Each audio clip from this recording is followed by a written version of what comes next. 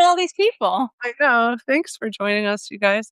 Um, so my guest today for Keeping It Together is Elizabeth Crane. She's an author of the memoir "This Story Will Change," as well as numerous works of fiction. And her most recent book is a new collection of short stories titled "That May Not Mean What You Think." Um, and I'm so glad you joined me. Thank you, Thanks for Betsy, having me. for being here. Um, yeah, we were at dinner last night with a gay couple who are really close friends of ours, and and they said they were really looking forward to Pride here in Denver, and they were like, "Okay, it's going to be great." And they go. It was their big night out, and they go to the club, big gay club here for Pride, and they said the lights were amazing, the music was amazing, it was full, and everyone was slightly sad. Like they said that it was the vibe was completely different than any other year.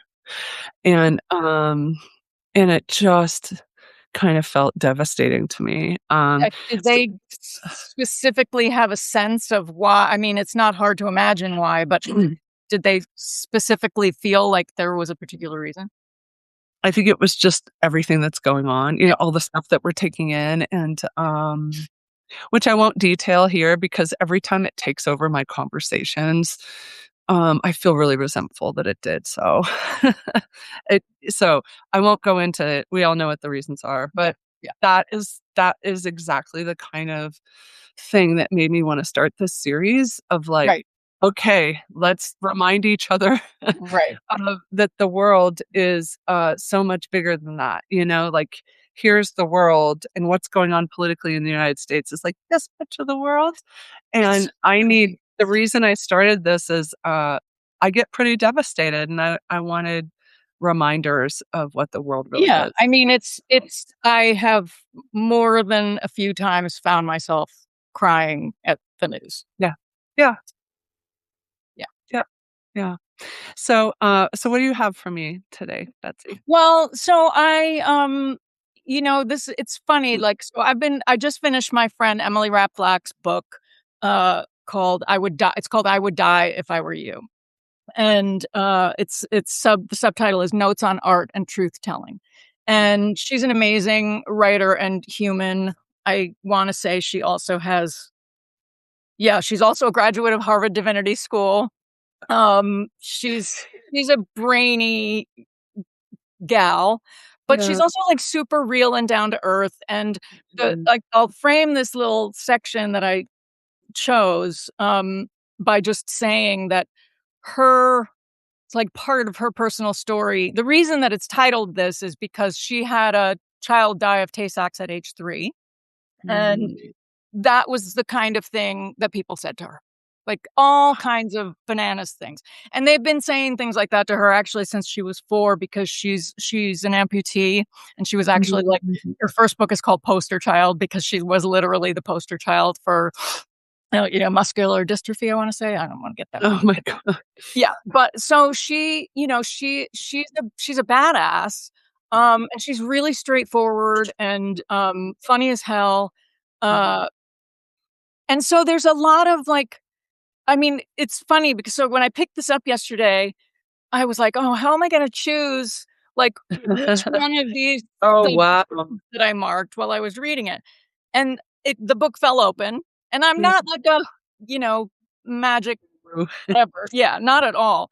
But I was like, "I don't think I'm gonna do better than this." Okay. Um, so she's talking a little bit about, um, art, like, messing up your art and stuff like that. Mhm. Um, and, she says, "All of what we know and love and understand and create is impermanent. This is, according to Buddhist thinking, the only permanence we can trust, and it's this unstoppable march toward ruin that makes life and the art we make precious. What disappears is never lost. It's simply reappropriated, reused, transported somewhere else, transmuted into a new thing that goes on to have its own life, some parts known and others unknown." Mm. And then she's talking a little bit about, like, sort of just, like, letting your art, get messed up and whatever. And then she says, storytelling is sacred work that is also ephemeral and dissolves as every other experience does moment to moment. Nothing is sacred in your art. Everything about you that allowed you to create it, where once there was nothing, absolutely is. Every day I get messages telling me ways I can boost my productivity. I'm not interested in that, but I am interested in boosting the joy index whenever and wherever possible. Language and poetry offer us an intangible possibility that increases joy if we follow it. We can find joy and delight in that dip into the magic dark of creativity, because however brief the reach, you never know what story might reach back. Mm. So, like among many other gems in there, I think part of what really, got me there is that like this idea of productivity is one I'm Yeah. trying to undo, you Yeah. know. And I think like that I like even when I was a kid, like that sort of always struck me as like, well, like the people I see kind of being overly productive don't look super happy to me. Mm. But that's part of the message of one of the many wrong messages of our culture. I think that that's like Mhm. where you have value. And Yeah. so like if I see that, like somebody else is validating that in print, Mm. someone I trust and, Yeah. that really allows me to sort of lean into that. It isn't that there aren't Mhm. things that I want to do creatively or Mhm. otherwise, but that like that sort of goal-oriented thing is like trying to take that out of it and just have the experience of making the art. Because it does, like she talks a lot in the book about like, you know, what our art can offer to the world and to other people. And that's one of the ways that I try to transform what is happening in the world. Yeah. Yeah. I I love the thing about productivity. I think I might have mentioned this earlier. My least favorite word in the English language right now is optimization. Understand? Optimization is the biggest bullshit lie I have ever heard. I mean, I don't wanna optimize. I No, don't. I feel like no. it's a lie. And, um and in terms of productivity, this has been one of the another reason I'm doing these is it's actually just been really hard for me to write right now. Yeah. And I feel like bad about that. You Same. know, Oh, I'm same. not 100% same. Yes. I don't have I like that juicy, "Oh, I have this thing going on and I'm gonna write this piece." It's just it's not there because I'm in a season that Yeah. is difficult. Yeah. And so I wanted to be able to offer something, which is one of the reasons I did this. But I'm interested what you have to say to us about people who don't think they're artists. You know what I mean? I feel like the word artist or writer is so loaded and it has to be like in people's minds because so many things have been professionalized in our culture. They're like, if you're not a professional at something, then Right. it doesn't really count. And it's one of the reasons I love sacred harp singing is like there's no Yeah. there's no there's no there's no way to get better at it or to be a professional or performer or whatever. I get it. I'm not a vocalist, but Yeah. I love singing. Yeah. And so there are people who aren't like, I'm not a writer, but I do journal a lot, or I'm not an artist, Right. but I love to knit or whatever. But these Right. are we're created to be creative beings. And Yes. Yeah. so can you talk about that? Yes, I can. Like, so that's one of those things, like, I've been writing since I was in 3rd grade, and I published my first book when I was 40, 41, around there.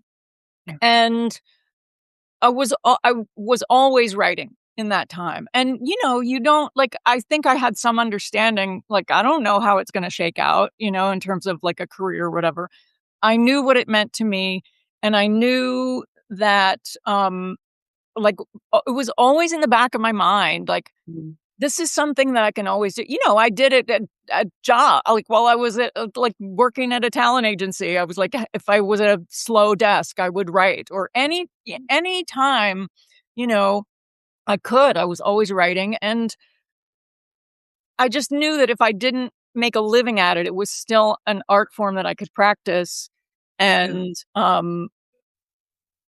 and, and get, like, I don't, I hear a lot of people like that don't love it. I love it. I love it when I'm doing it, and then, it's going okay. I really enjoy it, Yeah. you know? Yeah. I think, sort of for us, I think right now reclaiming things like, I know that you do needlepoint and I knit, and like just the thing, I feel like making things and being creative has been a thread. This is the third of these conversations Oh, I've done, yeah. and it's come up in all three conversations Well, I'm in that my creating office. stuff. I'm in my office slash crafts room. So to the left is like the sewing area. Um, Here's like embroidery. Aw. Oh, that's upside down. Disco. I just Just cl- I cleaned up my I cleaned up my office recently, so that, and then there's like a collage up Yeah. there, Yeah. so I do a lot of different types of crafts, but it absolutely, is so calming, and I don't think I'm especially great at it. I made a baby quilt like, recently. Yeah, it's just for me, it's the act of making with my hands, whatever it is like you said, it's very calming, it's, like, deeply human, and these endeavors of creativity, like, when you have the productivity Right. voice in your Yeah. head, Yeah. you're like, "Well, I have to create a product," right? It Right. has to be a physical thing that's worthy of the time I put it. No, it doesn't. Right. Absolutely doesn't. Your writing doesn't have to be worthy of somebody else reading it. Your baking doesn't have to be No, worthy of being right. put on Pinterest. Like, none of it. It Yeah. actually is the process is the gift. I mean, that's Yeah. really trite, It but really, no, but it's really true. I mean, my tattoo says the path is the goal. yeah. Yeah, lovely.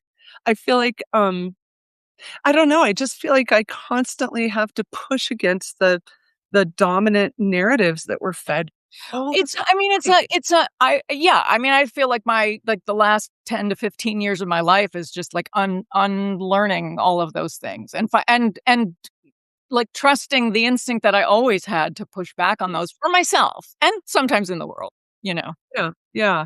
So, I feel like my life would be, radically different if I didn't allow myself to, be bad at things. Do you know what I mean? And that's new. I used to Absolutely. only wanna do something if I knew I'd be good at it, and I Same, feel like yeah. there are these gifts of getting older, and one of them is I now allow myself to enjoy things I thought I was too cool for, before, and I really allow myself to do things even if I'm not good at them, and going back and living the way I used to live feels like great impoverishment. For real, for real. I mean, it's just like you can't, and if you wanna get good at something, you have to do it anyway, so what difference does it make how it Yes, comes out, you know? yes, yeah, totally.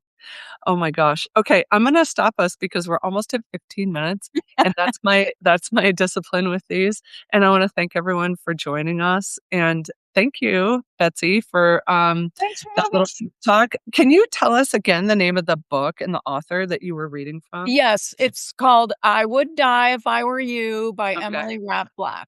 Oh my god, I love that we're, like, lifting up another writer too on these, which is always my favorite. So, thank you so much. Thanks, everyone. Thank you. Bye.